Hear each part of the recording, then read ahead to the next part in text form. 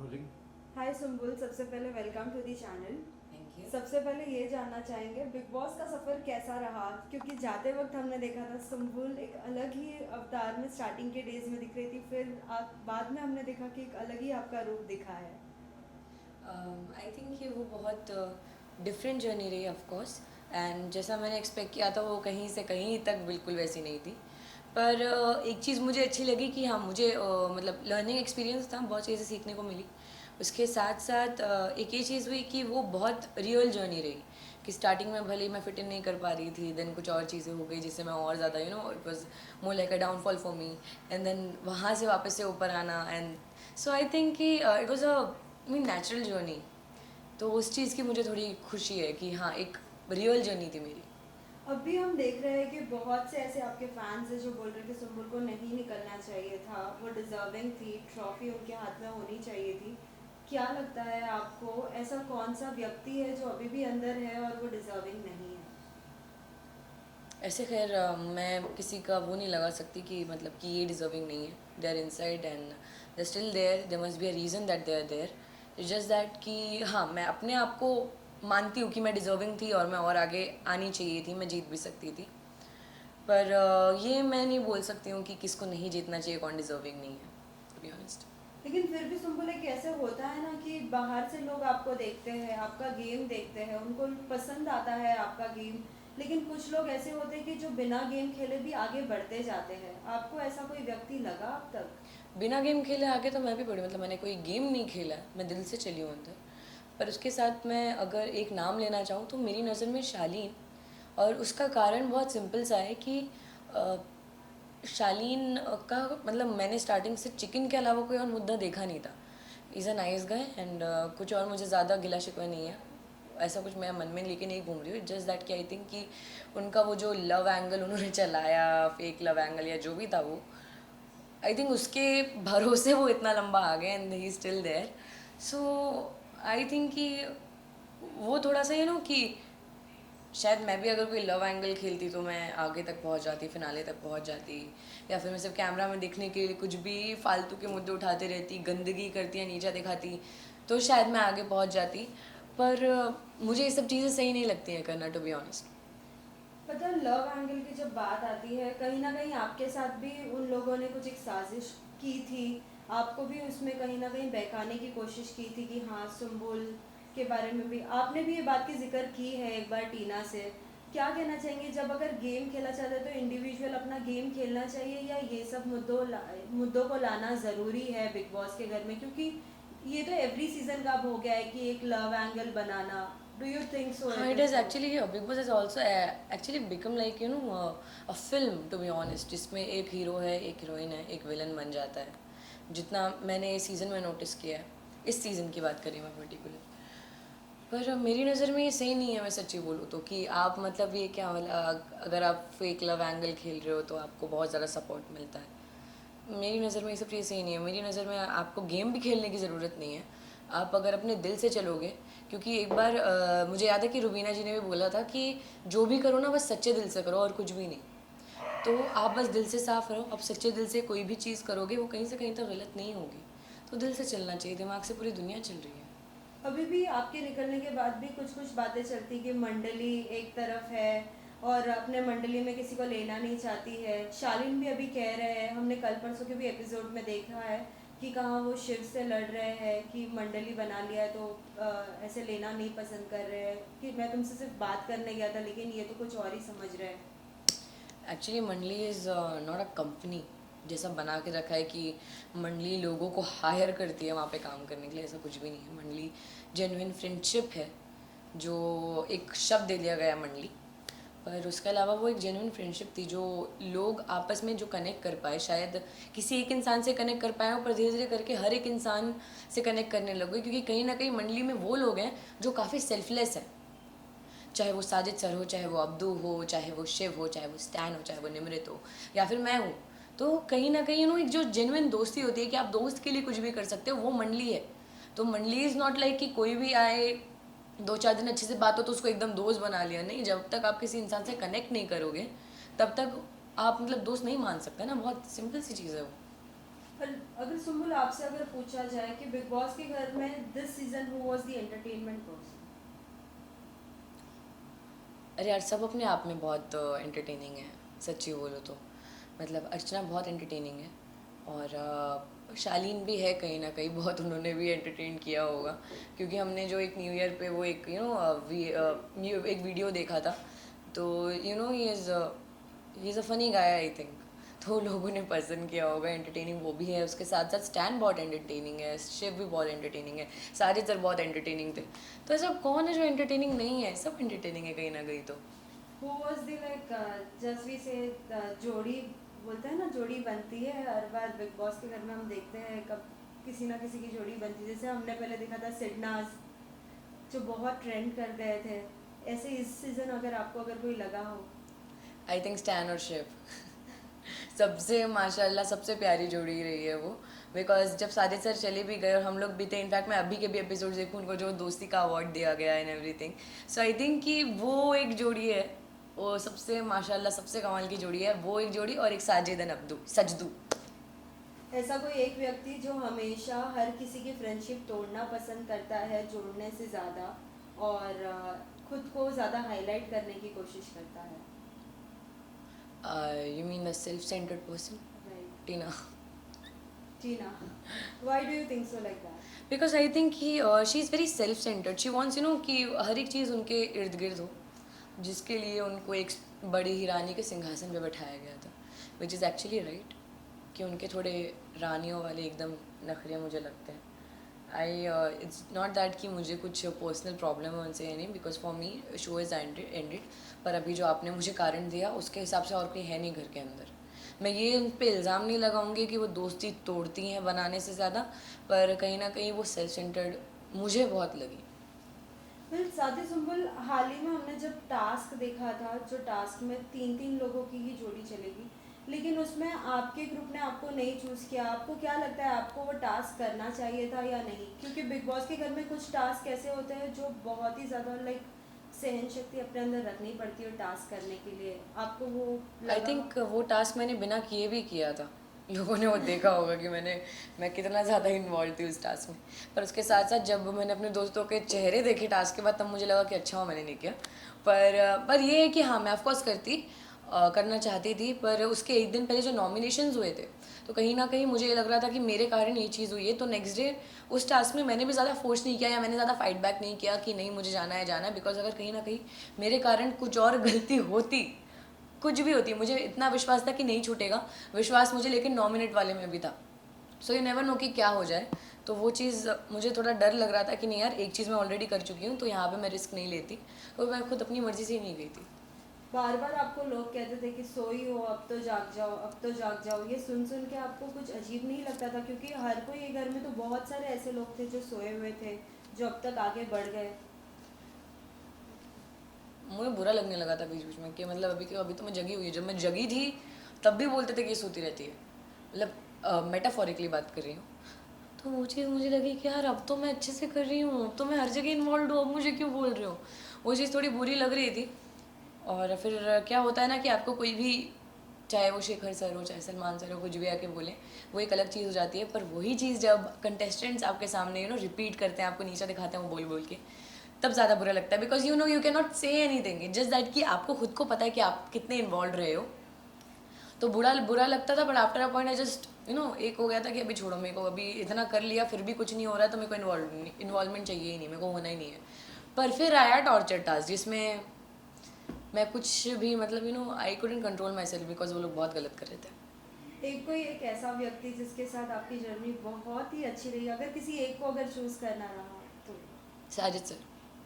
क्यों, reason? Because इस वो मतलब एकदम फादर फिगर हो गए थे मेरे लिए घर के अंदर। मेरे को उनसे डांट खाने में डर भी लगता था, और उनके लिए खाना बनाने में खुशी भी मिलती थी, उनके साथ मस्ती करने में मज़ा आता था। सो वो मतलब एक फैमिली काइंड ऑफ एक अपनापन वाली फीलिंग होती है। तो I has to feel very protected and very safe उनके पास में। सुंबल, पता है आप, आपके इतने फैंस थे कि इतने फैन पेजेस बनाए पूछो मत। लेकिन है ना, लोगों की एक शिकायत थी कि अगर आप शालीन को नहीं पसंद करती, उनकी कुछ हरकतें नहीं पसंद करती, फिर भी उनका काम करना क्यों पसंद करती थी आप? क्योंकि कहीं ना कहीं टीना भी एक हद तक ऐसे चिढ़ के फिर वो पीछे हो जाती थी। मतलब स्टार्टिंग की बात करें आप, जी। वो क्या होता है ना, मेरी नज़र में जो चीज़ है कि एक दोस्ती में, आपके दोस्त में ज़रूरी नहीं है कि आपका दोस्त एकदम परफेक्ट हो, उसमें कोई फ्लॉ ही ना हो। सो दोस्ती होती यही है कि आप सामने वाले की खामियां जानते हो, वो जो जहाँ जहाँ गलत है, जो जो बुराई है वो आप जानते हो, लेकिन उसके बावजूद आप उसको एक्सेप्ट करते हो। मेरी नज़र में दोस्ती वो है। आप उसको समझाते ज़रूर हो, पर मेरे और शालीन में ऑफकोर्स एज डिफरेंस बहुत ज़्यादा था, तो कहीं ना कहीं मुझे बोलने में भी लगता था कि यार ये इंसान ऑलरेडी समझदार है, जो मुझे बाद में लगा कि नहीं है। पर स्टिल मेरे लिए स्टार्टिंग में वही चीज़ थी कि यार he is my friend and what, like कुछ भी बुराइयाँ हों, I should accept him the way he is, because दोस्त है मेरा, सो वाई नॉट। मेरा ये सोचना था।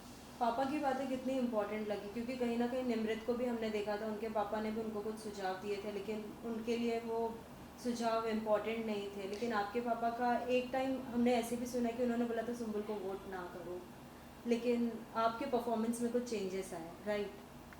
आई थिंक कि निमृत के लिए ऐसा नहीं मैं बोल सकती, क्योंकि वो ऑफकोर्स कि इम्पॉर्टेंट नहीं थे, उनके पापा ने जो बोला। पर एक चीज़ हो जाती है जो शायद मैंने भी सेकेंड वीक में की थी, कि हमें कहीं ना कहीं ये लगता है ना कि हम वो ज़िंदगी जी रहे हैं, बाकी लोग वो ज़िंदगी देख रहे हैं, तो हम क्या चीज़ फील कर रहे हैं वो हम जानते हैं। उस चीज़ में हम गलत हैं, वो मैं भी मानती हूँ, एंड आई गेस वो निमृत भी मान रही होगी। पर उसके साथ साथ वही एक जो फीलिंग होती है ना कि मैं ये चीज़ देख रही हूँ, मैं पूरा ज़िंदगी जी रही हूँ, और मैं अभी तक अपने हिसाब से करते आई हूँ सब चीज़, तो थोड़ा वक्त लगता है हर एक चीज़ को एक्सेप्ट करने में। क्योंकि मैंने भी एक्सेप्ट नहीं किया था जब पापा ने सेकंड वीक में आके मुझे बताया था, जबकि मुझे लगा था कि टीना शालीन मेरी सबसे अच्छी दोस्त है। पर यार वही चीज़ गलत हो गई। पर बाद में जब वो कन्फेशन रूम वाली चीज़ हुई, तब साजिद सर ने मेरा बहुत साथ दिया, क्योंकि मैं वो इंसान नहीं हूँ कि मैं एकदम रूडली मुंह पे बोल दूँ कि जाओ मुझे बात ही नहीं करनी है, ऐसा मुझसे वो होगा ही नहीं। पर फिर भी कहीं ना कहीं मुझे थोड़ा स्ट्रिक्ट बनना पड़ा, जिसमें साजिद सर ने मेरा बहुत साथ दिया। वेल, जब आपके पापा से भी बात हुई थी, उन्होंने कहा था कि सुम्बुल को इसलिए मैंने भेजा है कि कुछ थोड़ा इंडिपेंडेंट रहे, कुछ नया सीखने मिले। आपसे जानना चाहेंगे, बिग बॉस के घर में जाने के बाद क्या कुछ बदलाव आपके अंदर आए हैं और क्या कुछ आपने सीखा है इतने कम उम्र में? आई थिंक मेरे पेशेंस लेवल और हाई हो गए हैं, और अब अगर मुझे कोई भी मेरे बारे में बुराई करना चाहता है, कुछ भी बोलता है, कुछ भी बोलना चाहे, तो मुझे बिल्कुल फ़र्क नहीं पड़ेगा। अंदर से मैं बहुत सुन के आई हूँ, जितना नहीं सुनना चाहिए था वो भी सुन के आई हूँ। सो या मुझे नहीं लगता कि अब मुझे उन चीज़ों से फ़र्क पड़ेगा, बिकॉज एक सहन शक्ति और बढ़ गई है, पहले भी थी अभी और ज़्यादा बढ़ गई है। उसके साथ साथ हम I am gonna be a little more reserve now, क्योंकि मैं हर एक इंसान के साथ बहुत पोलाइट रही हूँ हमेशा से, मस्ती करना ये सब। पर ज़रूरी नहीं है कि हर एक इंसान को मस्ती समझ में आए, क्योंकि वो कई बार गलत तरीके से भी समझा गया है। तो या अब किसके साथ फ्रेंडशिप नहीं रखना पसंद करेंगे और रखना पसंद करेंगी? After all, like big boss के विजेता के बाद तो आप सभी एक साथ मिलेंगे, तो आई थिंक एक्सेप्ट फॉर टीना शालीन, सबके साथ मैं दोस्ती रखना चाहूँगी।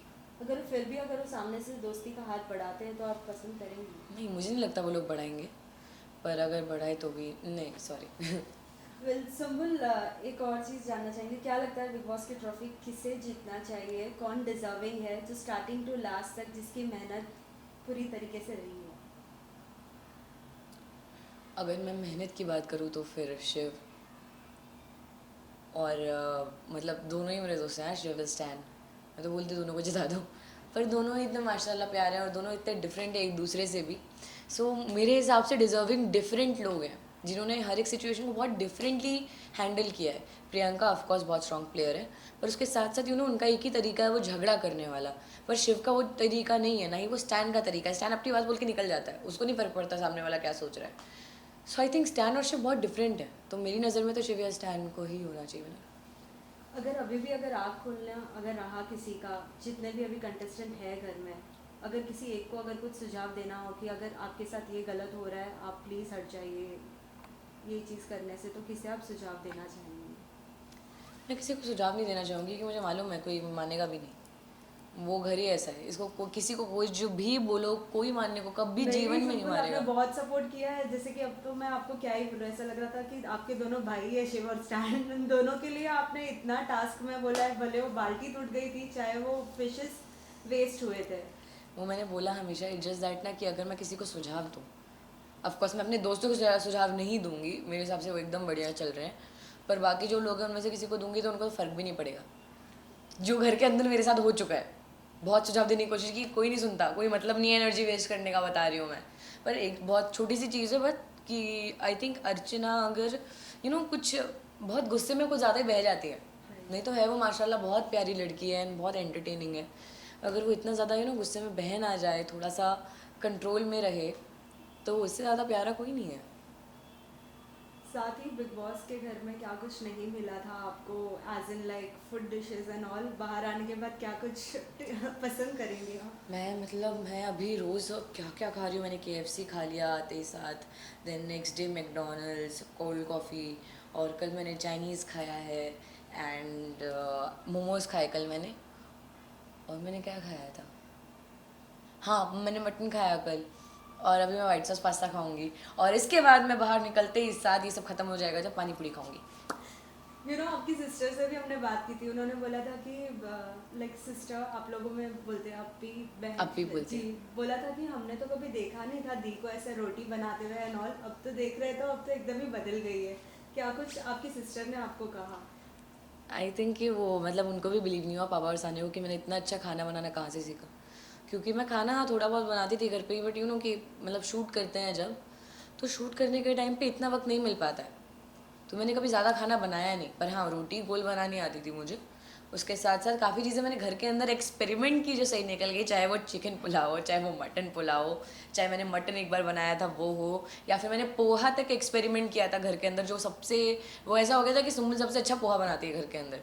तो एक्सपेरिमेंट्स के चक्कर में मैं एकदम बहुत बढ़िया हो गया मेरे साथ, तो मैं तो बड़ी खुशी हो गई थी, मुझे बोला वाह मज़ा। बिग बॉस के घर के बाद बहुत से लोगों को प्रोजेक्ट्स मिले हैं, अभी हाल ही में हमने देखा है कि अंकित एक शो में है। हाँ अंकित है, आप गौतम है। आप अगर पसंद करती है तो किस तरीके का शो पसंद करेंगी और करना चाहेंगी? मैं फ़िलहाल मैं चाहूँगी कि मैं वेब शोज़ पे या मैं फ़िल्म पे ज़्यादा फोकस करूँ फ़िलहाल के लिए। नहीं तो अगर मुझे एक अच्छी स्टोरी के साथ एक अच्छा बड़ा शो ऑफ़र होता है टीवी के लिए भी, then why not. It's just that कि मैं थोड़ा कुछ डिफरेंट करना चाहूँगी अब। जी। एक इमली के कैरेक्टर से ऑफकोर्स बहुत अलग, और मेरी पर्सनालिटी से बहुत अलग, जैसा लोगों ने बिग बॉस में मुझे देखा है, क्योंकि उन्होंने उसमें भी फ़र्क देखा है कि मैं इमली में कैसी थी और मैं बिग बॉस में कैसी थी, उन पर भी बहुत बड़ा फ़र्क है। तो उसके भी अलावा मैं कुछ और एक मैं खुद को चैलेंज करना चाहूँगी, एक चैलेंजिंग रोल चाहिए मुझे, तो मैं वैसा कुछ चाह रही हूँ। क्या बिग बॉस के घर के बाद कुछ फैन से मिली है अब तक? हाँ मतलब अभी गई थी मैं ज़रा सा मतलब मॉल एक, तो थोड़े ऐसे अभी ऐसा हो गया है कि सब लोग ही पहचान ले रहे हैं। कैसे रिएक्शंस थे? मतलब सब बहुत ऐसे खुश हो गए थे देख के, एंड सब बता रहे थे कि जिस दिन मैं निकली थी एपिसोड्स देख के, उनके सबके घर वाले रो रहे थे कि मैं चली गई बाहर, कि उन सब ने बोला कि मैं बहुत डिग्निफाइड वे में रही हूँ घर के अंदर। मुझे ऐसे दिल को खुशी हुई देख के, पर वही है कि अभी सब पहचाने जा रहे हैं, मुझे समझ नहीं आ रहा मैं कहाँ जाऊँ। मैं अकेले कहीं नहीं घूम सकती, और थोड़ा सा ऐसे खुशी हो रही है, मतलब वाह।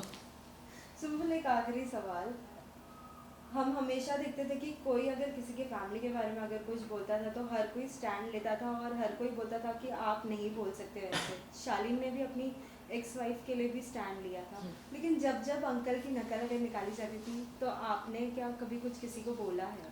कि जब कोई भी किसी की फैमिली तक जाता है, जैसे कि टीना गई थी मेरे जी। डैड तक, और अर्चना गई थी, तब लोगों ने मेरा रिएक्शन देखा है। एक झगड़े में किसी की आप इज्जत उतारने लग जाते हो, उससे वो इज्जत उतारते उतारते जब आप उसकी फैमिली पे जाते हो वो एक अलग चीज़ है।